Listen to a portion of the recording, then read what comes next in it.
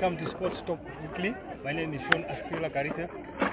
This is a program where we engage sports personalities, stakeholders, and change makers. Today we are at Patrick Iyambo Police Center. Guys, I just witnessed something spectacular. We were watching the finale of the netball league, and it was something that I did not something that I did not experience before. But I was hearing from one colleague of mine that last year's finale was even better because that game went up until this time the league was decided last week or 2 weeks ago. I understand, but the finale, I think people Namibians are sleeping on netball. So today we have Usi Rebs. Usi Rebs is a former national team player. She's the current vice president of Netball Namibia. She's also the vice president of development for Africa Netball. If I'm not wrong, but she will correct me. And Usi Rebs is she also last year launched a Netball Academy. She will be telling us what Namibian netball is about, where we stand, how we go forward. Usi Rebs, welcome. Good afternoon. Thank you. Kaidure. Sorry, Kada Gogo. Ama. This one is in honor of Soki. Say sorry, Kada Gogo. Sorry, Kada Gogo. Kaya gaw sa legran isin kwan. Out Gaza. English. Damara. Damara English na dan gang. Okay, yeah. So we are talking netball. Usi Rebs, welcome to our show. Thanks for being here. I know you are very tired. It has been a very busy day. Just tell our viewers that who are you, your netball journey, and your role in Namibian netball. Okay.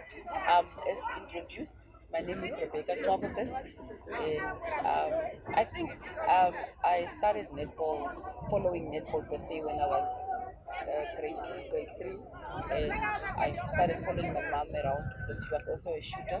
I became also a shooter. I think the interest started there in Walker's Bay.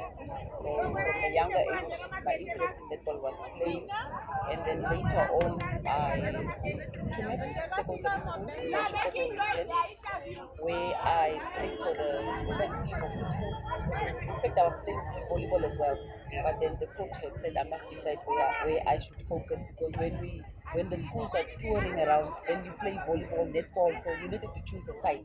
So maybe then I think then the most interest fall onto netball, and then I chose netball as a kind of a career in that setup, and I started playing netball as young as from not grade 9, grade 2 and 3.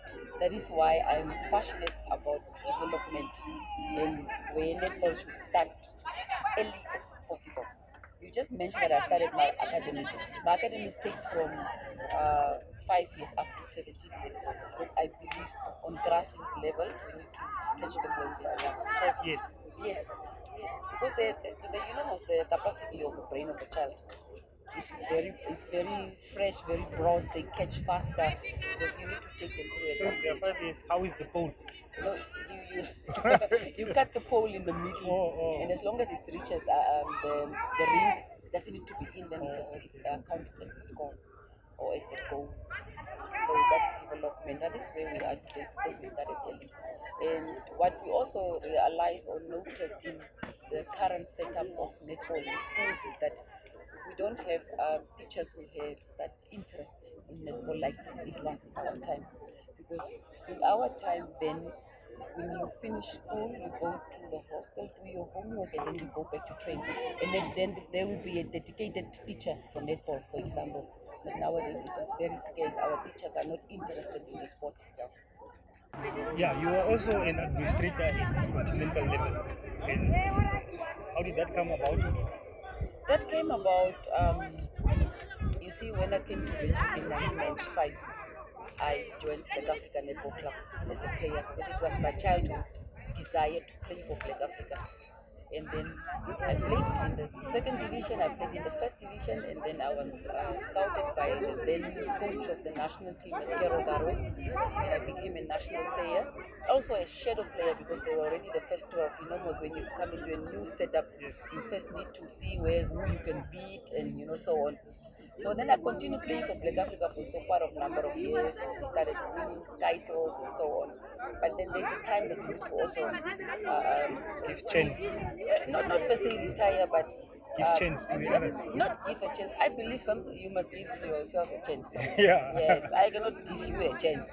So as an administrator by profession in terms of career, because I always say to myself I'm a secretary by profession, so that qualities maybe the late Andriki Friedrichs noticed it, and then she asked me to run the African Netball Club as the chairperson, so that administration. So and then I was then eventually elected to the Commerce Netball League as a PRO. So I had to now also stop playing netball because I'm in administrative position. Not that I needed to, but I think the time was also up for me to play competitive. From there, I was nominated as the PRO. I got the position, and after 5 years contributing to Commerce Growth Netball, I was elected as the PRO at Netball League. That's administration part. And gradually you grow through the ranks and become the vice president. And now, because I'm holding a position in my country, netball, I was then elected at the Africa board by the other African countries, not per se to represent Namibia only, but the whole of Africa in terms of development. That's how I ended up at the administration level at the continental side. So one has to be associated to your national body. You must hold a seat in your national body for you to be nominated or elected in that setup at the continental And stage. how long is this? How is it? How the term is how long? The normal term is 4 years term of 2 years. But what happened is in African netball is that two people who were occupying position, they lost out at their respective country for position, so they had to vacate those spaces. So then that's how we were nominated, and that's how I ended up as the VP. You speak a lot about development, and you're also in that capacity in Africa, and obviously with your academy. And you spoke of very formidable names. Netball in the time you played. In Namibian netball, I'm told there are eras.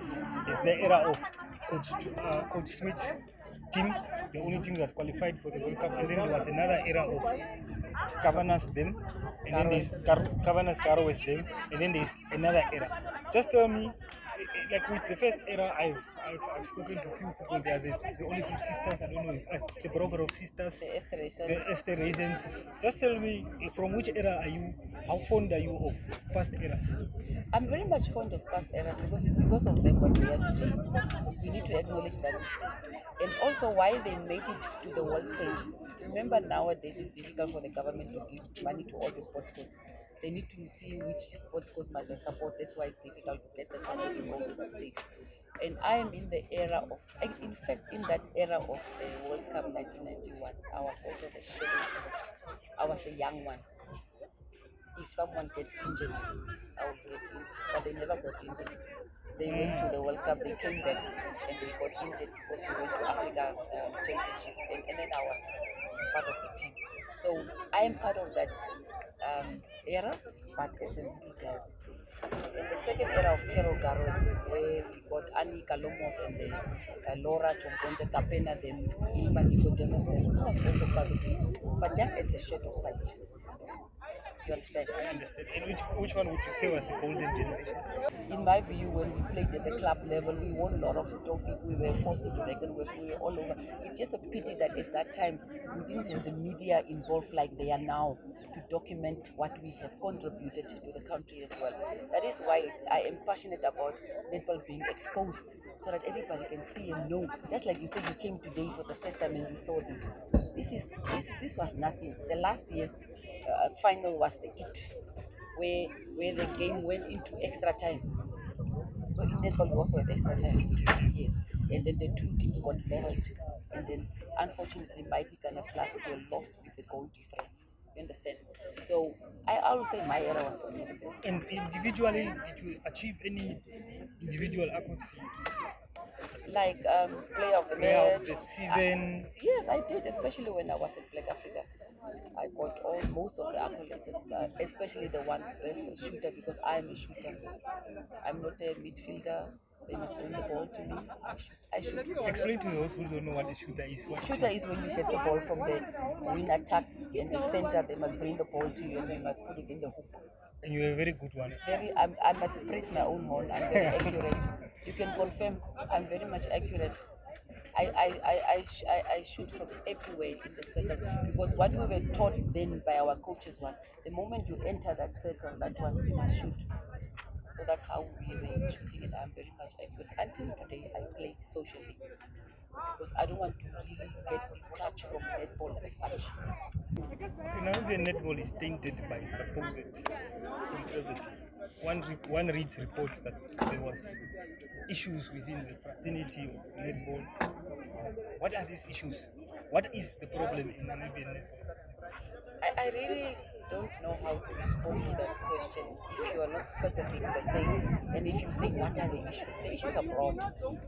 The issues are broad. I don't know what you are referring to. What you maybe are trying to push me to is the article you read in the newspaper Friday. Not only that one. What should I respond on? You see, there's a lot of issues about officiating, management, leadership, Okay. those kinds of. Officiating is we have an independent umpiring board committee. We don't have any say into which umpire must be placed where by which game. We have an independent body. We send the pictures to them, and then they place the umpires. Obviously, some will be happy, some won't be happy.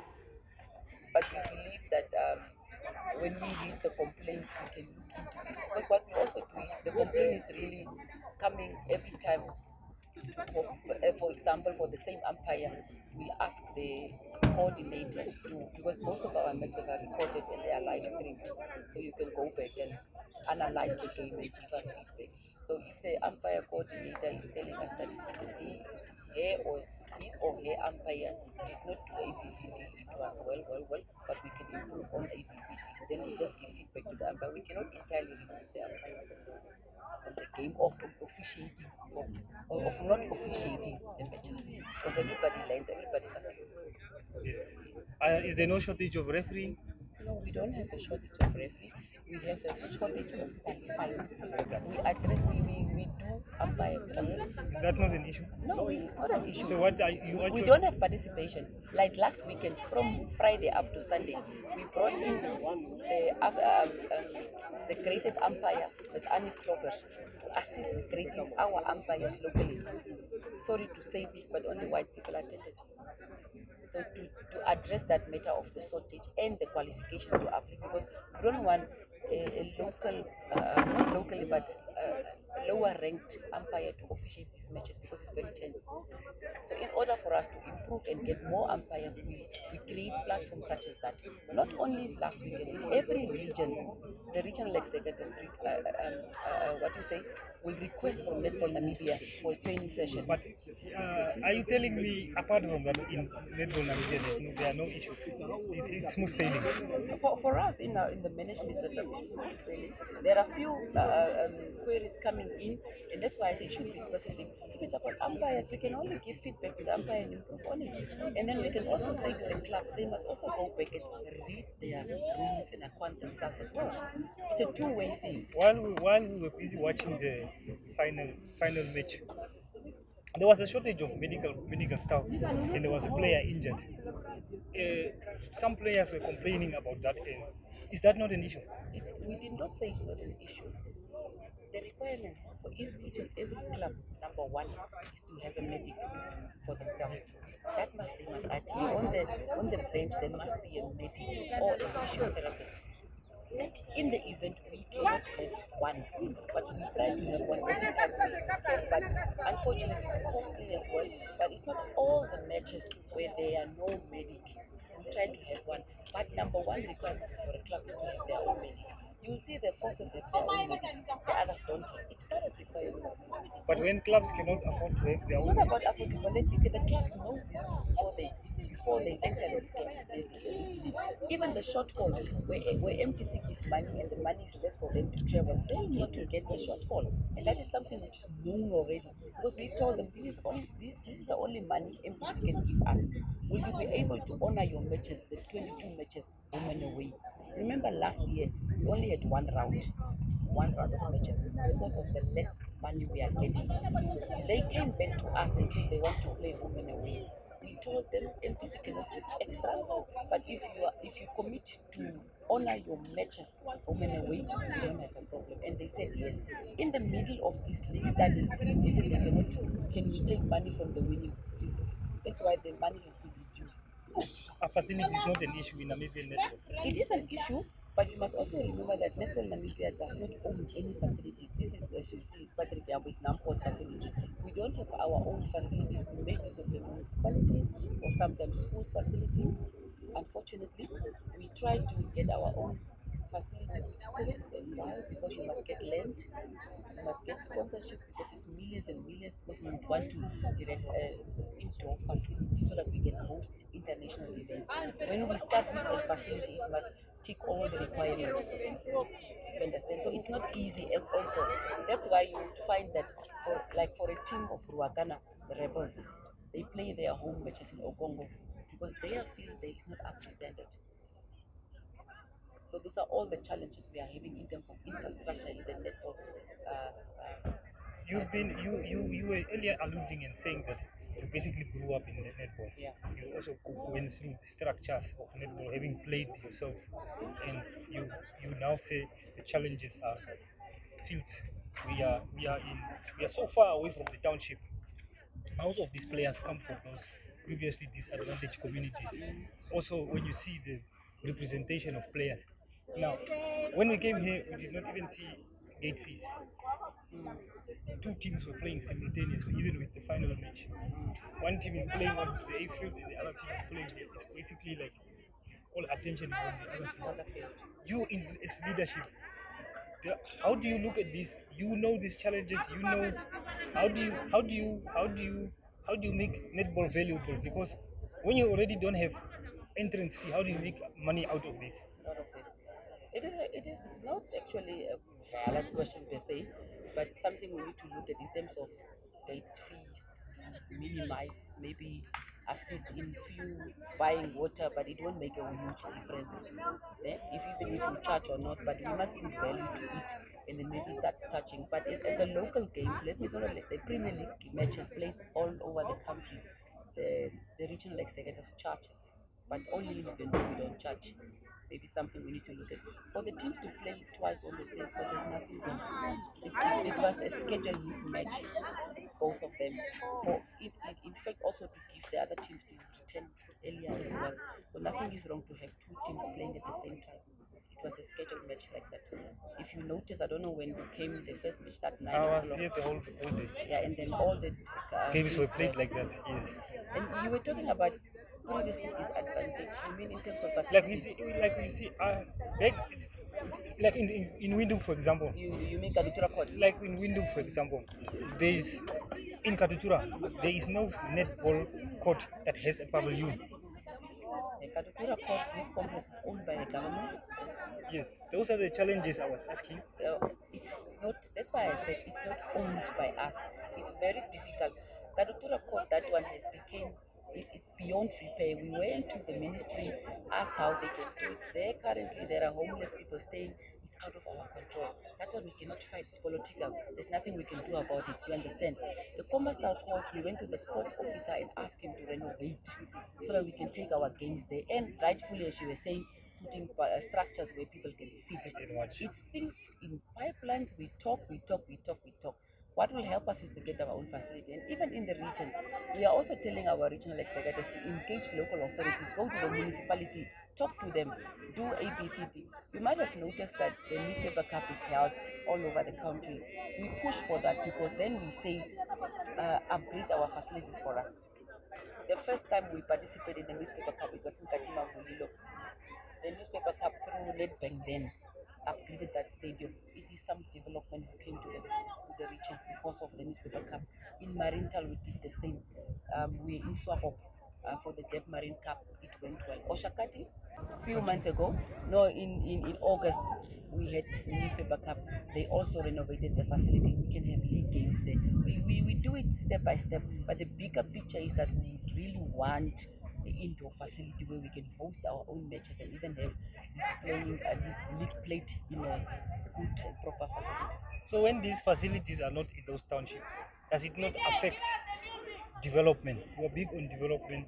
You are a custodian of it. You have an academy. By affecting, I mean, you can answer. It won't affect development. The fields are there. They are just not upgraded. Development cannot stop because there's a crack on the netball court. It must continue because we all are playing outside. We don't have indoor facilities. That's a fact. And as a board, we also only have our limited mandate. There are certain mandates or responsibilities by other stakeholders. So development cannot stop because there's a crack on the court. It must continue. Netball is played in Namibia in the sun. There's nothing we can do about it, but it must continue. How is the attendance throughout the season? It was good. The attendance was proper. All over the country. Grootfontein was full to capacity. Walvis Bay or Congo, it was full. People loved netball. They started loving netball. They started following. That's why we took the games to the people where the team is. At least to say, if you don't have a proper facility, then choose a town 30 kilometers from radius so that you can have your home games there. Like, for example, rappers and Northern Fly ballers and youngsters at their home games at Okongo because Rwakana does not have proper facilities. It must not stop because of facilities. We must make use of what we have at the moment. So you say in the regions the support is there. Yeah, the support So is if the there. support is there, why are teams having challenges with having basic medics? Why are they having challenges with securing such services? It is not easy. Everybody thinks it's easy to get sponsorship. It's even MTC did not do.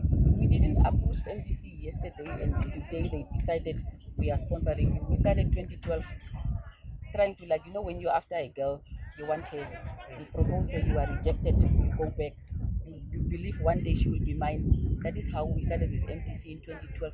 That time I was not even part of any structures, I was just a player. But we approached and we never stopped. And then eventually last year they said, okay, let us give Netball an opportunity. So should the regional executives also. We cannot really look for you for a medic. You must go to you must make in your town, you must make your club visible to the sponsorship, or not the sponsor, but to the business people in your region. We can only do what we can do to a certain limit, but we can also assist the clubs with, if they don't know how to draw up proposals, how we can approach, they can also call us. We also told them, call us if you need some backup. We can go with you to a sponsor and talk.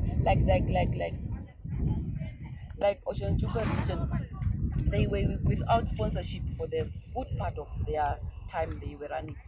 The former chairperson, we spoke and we went to Senora together. And Senora sponsored them $50,000, even if it's less, at least let's start. So the league cannot provide for each club a medical. That's why we set requirements. This is what you need on the bench. And they agree. We know it's difficult. Are there penalties if you don't have a medic? It's on own risk. It's own risk. Yes. What if something serious happens? Then we deal with what we have at the situation at that moment. What must we do? We take it case by case. But we are not foreseeing for something bad to happen also. So we take it case by case. It is not rosy. We have a lot of challenges in terms of funding. That's the problem. But the spirit, the want to play is there, which we appreciate because it's from this platform that we select our national players. Because 80% of the players are coming from this opportunity. Yes, I also met some few national players. Yes, most And of them are playing there. In look, fact, all of them. I even like the way that you make an example of courting a girl. I was always of the view that you see with netball, men are inherently attracted to women. Mm. So my thinking was always netball as a sport. Why are we not having men flocking to netball games? This kind of game must be fed to the rafters, and it must be. Everybody should be talking about this game. These two teams that we're playing are big teams, Mighty Gunners and in the correctional services team. It's really a lot we need to do in terms of marketing as well. And trying to convince men, trying to convince people that netball is nice, and not only sorry to come and watch skirts, but Yes. we need to do a lot. And like you say, it also depends from the proximity where the games are being played. I mean, if you look at Katutura and then someone say, I must go to Olympia, it's far.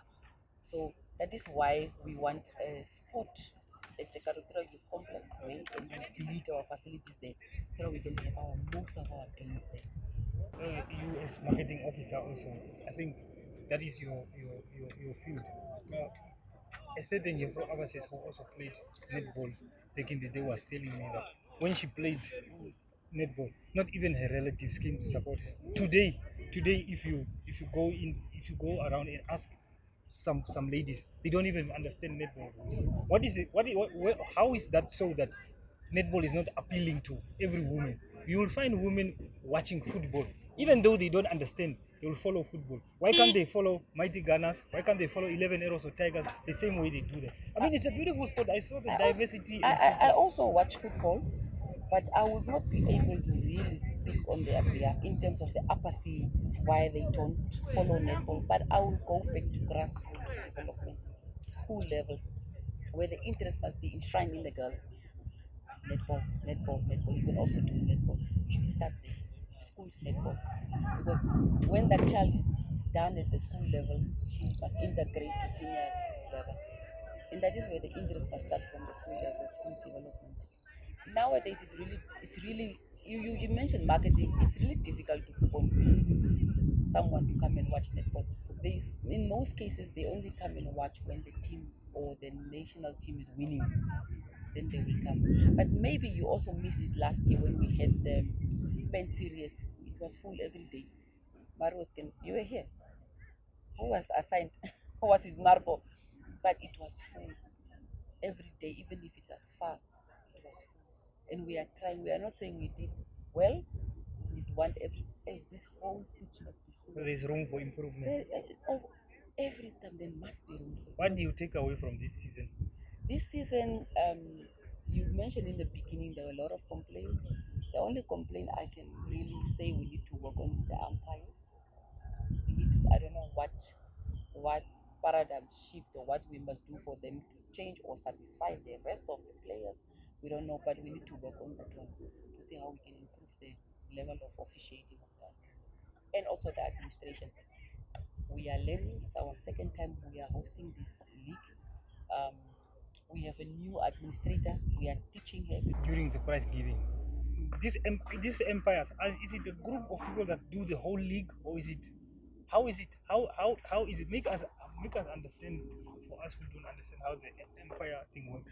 How are they chosen? How do they do it throughout the league? And you were saying that there was training and the attendance was very poor from people you want to train. You see, why I say the attendance was poor is because the complaints, those who need to attend trainings to improve are not attending, and then they come and complain. But that is not our issue to address someone who sits in the crowd and just complain. The umpires who were there are people who are coming through the ranks. They have been umpiring all over Namibia. As I mentioned, there's the umpires committee, and then they fall under that umpires committee. And you must also, if you understand netball, you also understand the complaints. Some complaints are based on emotions because you feel that your team is not favored. When you win, you don't complain. We don't get any complaint when a team is winning. Sport is like that. We also know why they are complaining. We also know why they are not complaining. And we are not saying the umpires are perfect. One infringement because you believe if that was not done that way, I would have won. But how did you start your game? If you analyze the match throughout the whole 60 seconds, 60 minutes, but it's something we got, and we have to look at it. But also we cannot reproach the umpires and remove them and say you are not going to umpire or officiate this whole year. No, we must give feedback to the umpire as well. And then we must also educate our own players of rules as well, because the interpretation is different. As a player, you think you are right, but the umpire sees it differently. That's also another matter. Another element we should have is that of the players. How easy or difficult is it for players to go beyond borders, become professional? How far is our game from even becoming semi-professional compared to, especially from your time to now? How has it improved? Yes. From my time to now this time has improved because we have money in terms of through the sponsorship. We get money to go and participate internationally for these players to be recognized to play abroad. We just ended with the attempt to qualify at the World Cup in August, but we did not make it. But it's a great showpiece because everybody is coming there. We were really hoping we will make it because we still the chance to qualify. And when you are at the World Cup, it's 16 countries coming together with different coaches and scouts. That's where you are being recognized. And also, the players who are playing in Premier Leagues, they must play because most of them are national players. They must play like it's their last game, and maybe there's someone in the crowd who are watching them. They must create videos and memories of themselves. We can try to help them to get somewhere, but the mindset must also start with them that they need to play hard, smarter, stay away from alcohol, etc., and to be recognized. We have Anna Casper in our midst. We believe it's time for her to move, you understand, to the next level. But it's getting difficult because the competition outside is tough. If we have to put Anna Casper on the map, then she must be extraordinary. That's their requirement, But she's the best of the best in our setup because the last World Cup qualifier she got 2 Player of the Match awards in South Africa. Did she also just received an award? So Sports by going out, you mean so the scouts do not even come and watch our games? No, they don't come and Is watch it because us. of the level? No, it's not the level. It's probably we need to put our players up there. We need to do something extraordinary. That's why we have the only way you can easily put them up is the national setup, where you need to play more games internationally, where you need to have more money to participate in the international setup. Because one international match is 500,000 for you to take the national team out of Namibia, or you bring the others. That is the fastest way you can get these players out. How many feeder leagues are there apart from the Premier League? This is the National Premier League. The feeder league, I think you are referring to is the first division, Yes. in the regions, which is not run by us. It's managed by the regional executives. Because in 14 regions, you have your own executive members who must run that league. Remember, Fikamini was talking about first divisions to be sponsored so that we can have quality. You see, Blue just came in and they went back. Yes. There's no quality in terms of skills and knowledge at the first division. Blue Waters will come back the other year very easy because where they are playing only against 5 teams, and they will win and they will come back and they will go back. When you say not run by us, you mean what do you mean not run by us? It is not run by us. It's managed by the regional structures. Oh, but they are affiliated. They are affiliated to Netball Namibia. So But we are also equally responsible to help them and to get sponsors for them so that they can run an effective first division league. So if we get sponsorship for the first division, we don't want to take it away from them and put it under Netball Namibia. We would want them to run in their respective regions the first division league, where there's prize money so that they can play for money or be motivated to play for money and do better. So that we can have proper competition in the Premier League because we might lose that focus later if we have teams just coming in and going back. So at the moment, is the only reward that's there in the lower league is promotion. It's only promotion. There's no financial reward.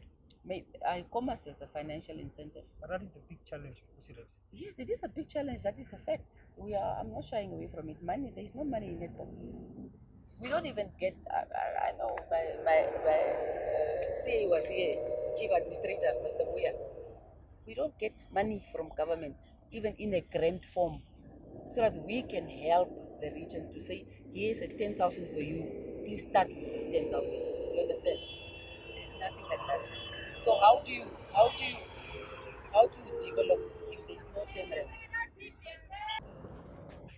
Kusirev, as Vice President, just tell us what are some of your successes thus far, what you plan on doing, failures, and how you intend on contributing to changing and improving netball.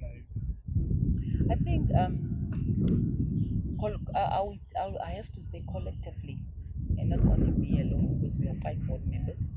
Collectively, we will rate ourselves in terms of success. We brought dormant regions back to life. Um, when we took over, most of the regions did not have any netball being played.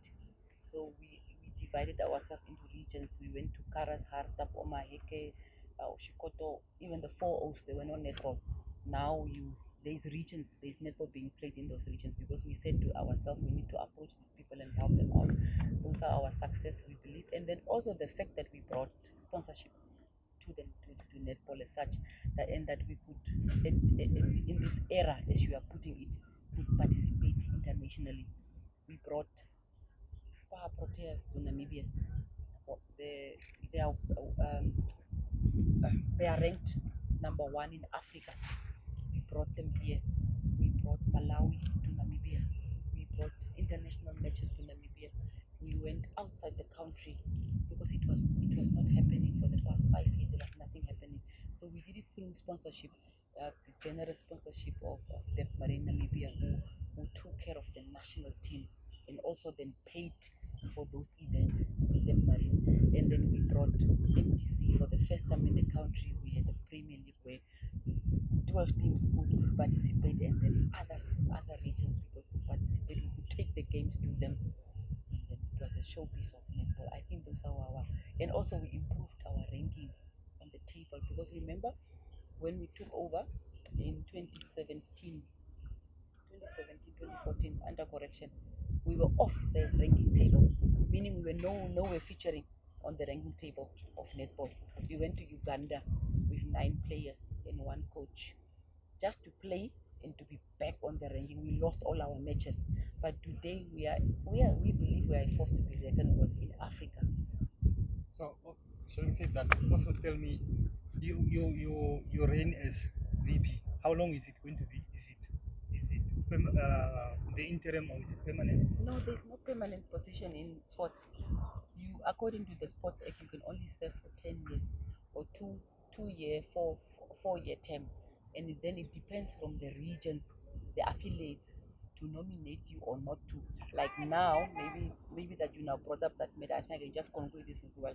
We are not investigating. There is a elective AGM scheduled for the 12th of November, after after a month, where we as the current board, our term actually ended in May, but then we asked the affiliates to extend because we were busy with the World Cup preparations and all those things. They said yes, you can do it. After August, we must call an elective AGM. We called an elective AGM. Submissions of nominations and everything is ongoing. If they want to elect one of us, they can. If not, they can get someone else. It's a democratic process. It's an election process. People can campaign and get elected or not. It's a process on its own. While you have been in this position, in pockets, I've heard that this there's a question as to who runs Netball Namibia. Is it Madam Nironga, or is it you? Is there any discord between you in terms of running Netball Namibia with your positions? But it, you see, people must really, for me, sorry to say this, Astrid, I know you are basing your things on rumors and those things. It works on the position you occupy, ne, in your job description. A secretary general is the administrative head of the sports code, just like any other. I'm the vice president. I am strategic. Me and my president is strategic. We must go out and look for sponsorship. The SG must run the daily activities of the game, of the federation. She must come back to us and tell us this is what is on the radar. How do we do? We decide this. We move on. She communicates what we decide to the rest of the stakeholders. People must acquaint themselves to how which position must run, and I cannot run the administration. I'm the vice president. There's an administrator. There's a treasurer. Okay, we don't have a PRO. I'm taking charge of that position. There's a president. If she's not available, I'm acting in her stead. It's really good. I really appreciate that you clarify that. But I want you to look there and just whisper. You just whisper to the viewers, in the elective Congress, are there any positions that you want to run for? No, I want to run for the presidency. For the presidency? Yes, and it depends from the regions to elect me or not. It's up to them. I actually saw one person call you, oh, incoming, and I was wondering, oh. Maybe they want me to maybe they want you. And as I said, it's an election process. Indeed. It's a democratic process. Let anybody who wants, not anybody per se, you must be serving in the regional executive position for 3 years before you can run for any position at Netball Namibia. You understand? So for me, I have 2 years left, because you can only serve for 10 years. I served for 8 years, and now I have 2 years left. So if they want me to set for extra 2 years, it is good. And I also need my position to serve on the African Netball position. But if they don't want me, it's a democratic process. You move on. You just hand over, help them, tell them this is what we did, this is where we are, and they run further. But if they would want me to stay, I will stay on and continue the ship. Thank you very It's much. a democratic process. Uzi refs. Mm.